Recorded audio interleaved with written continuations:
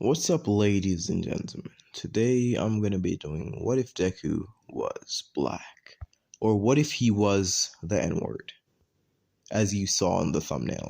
You might be wondering, where did I get this idea? I got this idea from a friend of mine's Discord server, where one of his friends/fans suggested it to him. So shout out to Cone What If.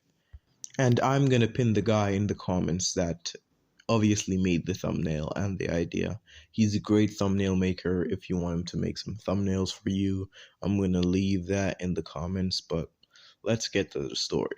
Our story starts with Deku and his older brother walking down a dark alley, a familiar alley to them, but unknowns to them, there were some men waiting on them. When they saw the men, it was too late, as his brother said, Deku, don't fight back. Anything that happens today just happens. I just want to know that you'll be safe. Take care of mom for me. As something happened that scarred Deku for life. Deku went home with a broken arm that day and with one eye. When his mother saw him, his mother asked Deku, What happened? His Deku then replied, We won't be seeing Big Brother anymore. He's gone.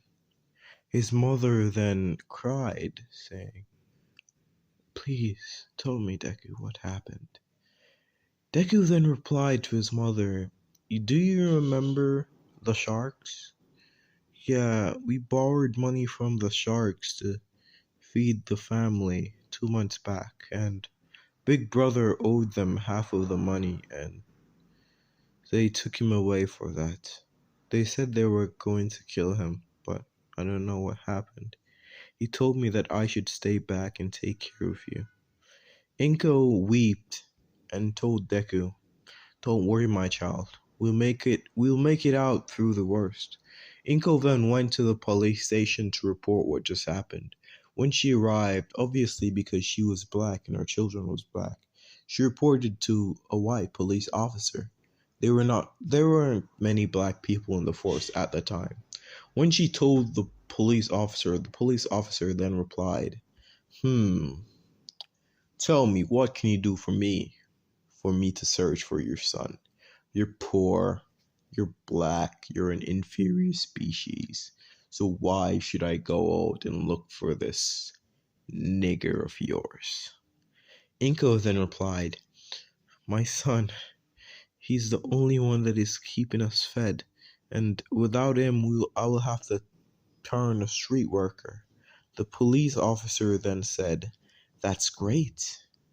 I'll see you on the streets then. Inko left, Deku not knowing what just happened. Couple, let's just do a little time skip. 3 nights later, Deku then realized what his mother had to be doing to keep food on the table. This severely damaged him at the time he was 4 years old. He saw his brother died 4 nights ago, only to see his mother working on the streets 3 nights later. At that time, in the blink of a second, Deku's quirk awakened. His quirk is omnipotent. Omnipotent. He knows everything. He knows everything that will be, everything from the past. He then stopped time just like that with a blinking of an eye. He started to think to himself, what shall I do? How shall I make things right? He then said, if I am omnipotent now, he think to himself, they wouldn't kill his brother because they wanted the money to be repaid, so his brother is currently alive. How could he get money for his mother and he's just a little kid? The only way out he saw was crime. He could become a hero. But why should he become a hero in a society that always hated him? They hated him from the day he was born, only because of the color of his skin. After a long time of freezing time, Deku spent a year thinking about what he should do. Should he become a hero or a villain? He then decided, I will become a anti-hero. I'll kill all the racist bitches in the police force and all the corrupt heroes and all the villains. Why should I leave this world so dirty when I can clean it up? He then unfreezed time and walked down the stairs, severely taller about 2 inches. As he walked to his mother seeing this little kid coming, saying, "Who are you, and what are you doing around here at this time?" Deku then said, "It's me, mother." Inko looked down at her little baby, seeing this little bit taller version of Deku, asking what happened. Deku then told his mother that he awakened his quirk and his quirk is omnipotent. He's all knowing and he knows everything that will happen and everything that can happen. He told his mother that his big brother was still alive, working in a mine to pay back the mobsters, and when he's done, they will kill him. But that won't happen for the next 15 years, so he will get him back by then. Inko was very relieved as Deku then gave her, how much money should I say? 2,000 US dollars. I don't know how much that is in Japan, but it's a lot of money. When he gave Inko this money, Inko was so happy that she walked into the house as the same corrupt police officer saying, "I've heard." No, we switched to the corrupt police officer. The police officer and his partner was talking, saying, "I've heard that the black bitch is around here selling. I think we should buy something from her." As they pulled around the corner, they saw Deku as Deku looked into their eyes. As the cop decided, "That's her son. I know what we can do. We can get some free coochie." They then tried to grab Deku as Deku said, "Stop." As Deku said stop, the police officers stopped in their tracks, saying, "I can't move! What did you do, kid?" Deku then said, "For your crimes against humanity and your crimes against your fellow man, I sentence you to death." They started to fade away little by little, as Deku said, "I will let you go. Your death will come a week from now. You'll slowly turn into ash. Your death will be painless, so enjoy your life. I advise you to get peace with your God, even though I don't believe that God exists." He then turned his back to shock police officers as he released them, saying, "Go on. Why are you still standing there?"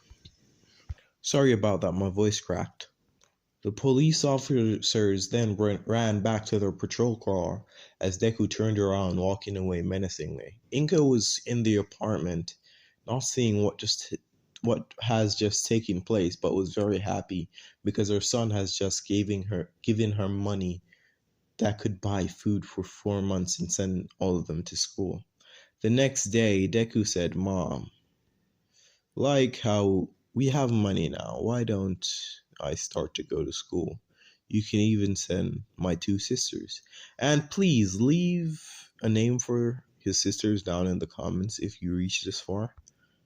But anyways, Inko enrolled Deku and his sister in the only school that would take them. It was the worst school in the city at the time. When Deku went to school, he was an immediate hit. All the girls loved him because he seemed like a bad boy, but he was really quiet and didn't talk a lot. So no one really knew what he was planning.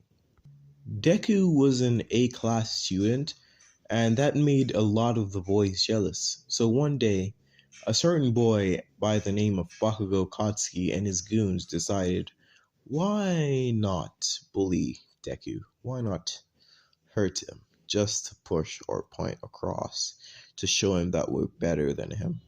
But when they approached Deku, Deku said, "Stop. Bakugo Katsuki, I know what you're up to.